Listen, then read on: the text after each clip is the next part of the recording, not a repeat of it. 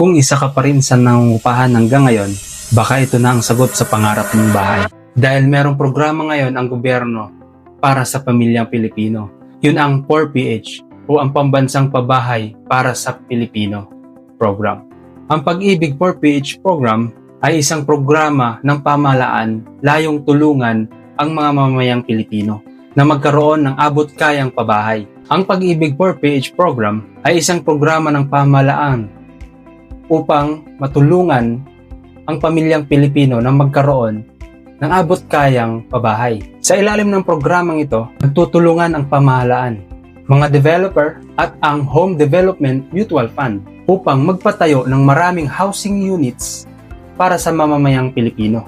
Ang layunin nito upang makapagbigay ng milyon-milyong pabahay para sa pamilyang Pilipino na nangangailangan ng sariling bahay. Sa pamamagitan ng Pag-ibig Fund o Pag-ibig Financing, mas nagiging mas mababa at mas kayang hulugan ang buwan ng bayad ng bahay. Ano ang mga benefits nito? Una, abot kayang monthly amortization sa Pag-ibig.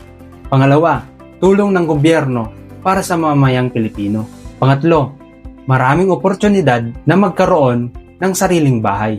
Pang-apat, seguridad para sa pamilya. Kung isa ka sa Pilipino na nangangarap na magkaroon ng sariling bahay, maaaring ang Pag-ibig 4PH program na ang sagot sa pangarap mo.